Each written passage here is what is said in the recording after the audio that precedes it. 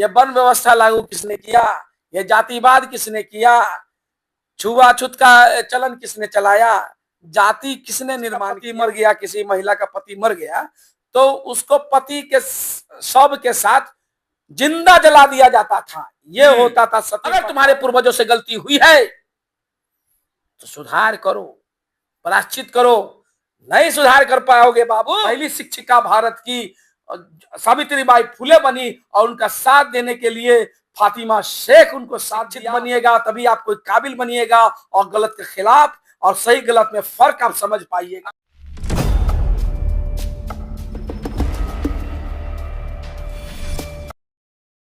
हाल फिलहाल में एक मूवी आया था, फूले मूवी, जो कि चलाने के लिए बहुत लोगों ने रोका और दलित का संघर्ष रहा, बहुजन समाज का संघर्ष रहा। या कैसे ही हमारे समाज का जो है आवाज एक थिएटर के माध्यम से जाए और हर घर में यह संदेश जाए। तो ये चलाने के लिए, मूवी चलाने के लिए इतना संघर्ष देश में। नमस्कार, पहले तो मैं आपके चैनलों के दर्शकों को जय हिंद। जैसे कि फूले फिल्म जो आई है उस पर विवाद बहुत सारा हुआ। यहाँ तक मैं सुना कि सेंसर बोर्ड में कई सीन पर कट लगाया गया, डायरेक्टर को मजबूर किया गया, सही सीन, बहुत सारे सीन को काट दिया गया ताकि सही चीज जो इतिहास का, सावित्रीबाई फुले और ज्योतिबाई फुले, फातिमा शेख के बारे में जो इतिहास बताया, जो संघर्ष दिखाने की बात हो रही थी फिल्मों के माध्यम से, तो वो छुपाने के लिए पब्लिक तक, लोगों तक, भारत के लोगों तक नहीं आए, इसके लिए सेंसर बोर्ड में भी कट किया गया। और ये तो हुआ भी।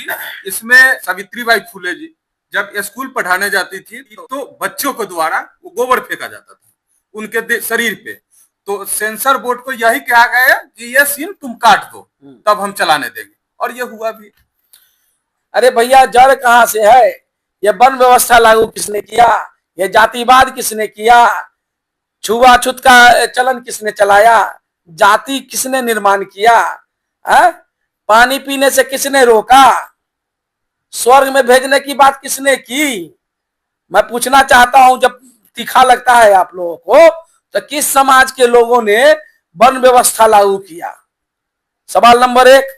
इतनी सारी जातियां जो हमारे देश में है, खासतौर पर जिसको हिंदू तथा कथित हिंदू जो लोग हैं, उसमें इतनी सारी जातियां जो बनी, किसने बनाया? कर्मकांड किसने लाया? स्वर्ग भेजने की बात किसने की? भेदभाव, अच्छा, गला में हांडी किसने बांधा? मुगलों ने। कमर में झाड़ू किसने बांधा? मुगलों ने या ईसाइयों ने? वो तो कहता था उसका परछाई पड़ेगा तो हम अपवित्र हो जाएंगे। सती प्रथा कौन चला रहा था? ब्राह्मण नहीं चला रहे थे तो कौन चला रहे थे? जो मतलब छाया से छुआता था और 12 बजे सिर्फ निकलने का बात और आदेश था कि बहुजन जो है, शूद्र जो है, 12 बजे दिन में ही निकल सकता है, उसको छाया से भी अपवित्र हो जाते हैं लोग। तो ये पानी पीने से रोकने वाला कौन? मुगल या ईसाई? मैं पूछना चाहता हूं। और ये मंदिर में जाने से रोकने वाला कौन? मुगल, मुसलमान शासक या ईसाई शासक? अरे वो लोग तो जहां तक कुछ सुधार लाया, सती प्रथा खत्म करने में अंग्रेजों का हाथ है, सहयोग है।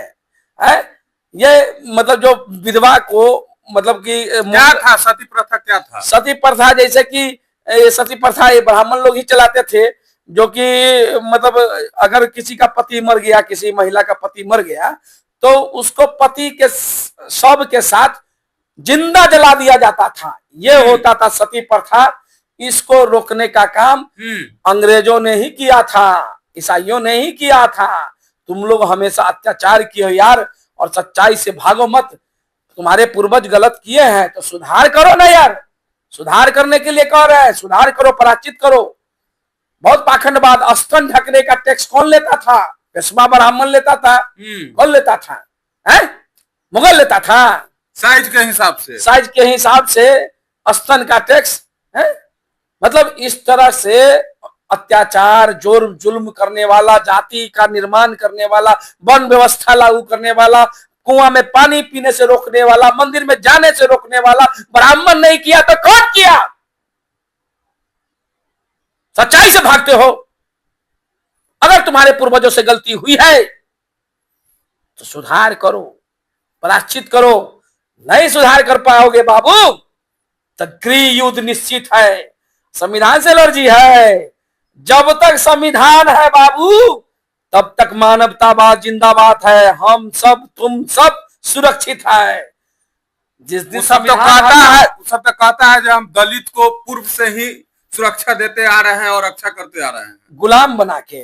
दलित तुम्हारे बाप का गुलाम है। हमने बसाया, वो सिर्फ मैला साफ करने के लिए पैदा है, हमने बसाया। तुम बसाए हो कि उसके सारे जमीन जायदाद को सब मतलब अंग्रेजों से मिल करके उसके सारे जमीन जायदाद को हड़प लिए हो।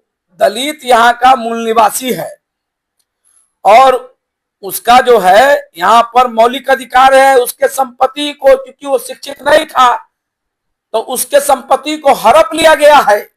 अब बताइए जो मूल निवासी है उसी के पास जमीन नहीं है?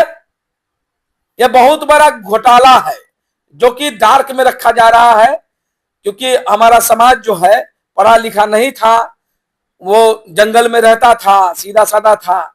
आज भी शिक्षा से दूर रखा गया है। दलित तो उस समय सेवा करने ही के लिए था। और बताइए कि एक समाज को आप सिर्फ सेवा करने के लिए रखे हो, है? वो पढ़ नहीं सकता, स्कूल नहीं जा सकता। अभी तक प्रभाव रहा है समाज में। वो तो संविधान का देन है कि लोग अब पढ़ाई लिखाई करके मोटरसाइकिल चल रहा है, अच्छा कपड़ा पहन रहा है, सूट टाई पहन रहा है, स्कूल में जाके पढ़ रहा है। उससे बहुत दिन से तुम लोगों को अखर है, जलन है। इसलिए जो है ये मनुवादी सरकार को तुम लोग समर्थन करके हमारे संविधान के हटा देना चाहते हो ताकि हमारा मौलिक अधिकार खत्म हो जाए। गवाह है सावित्रीबाई फुले, पहले भी भारत में जो बहुजन समाज से आती थी, उन्होंने इस समाज को पहला शिक्षिका के रूप में भारत की पहला शिक्षिका बनी और हमारे देश के महिलाओं को पढ़ाने का काम किया, शिक्षा देने का काम किया।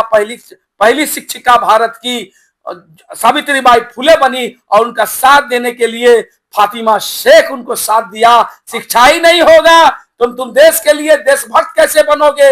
अपना कर्तव्य कैसे समझोगे?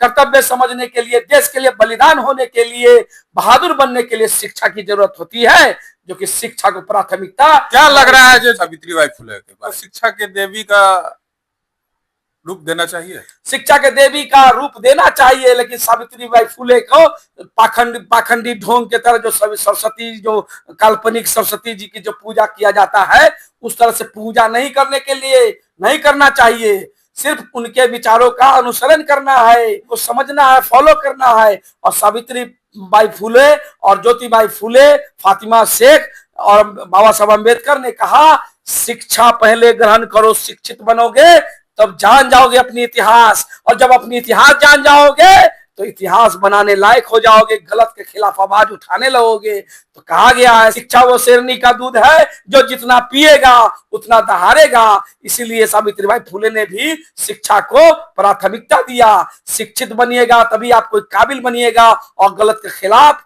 और सही गलत में फर्क आप समझ पाइएगा।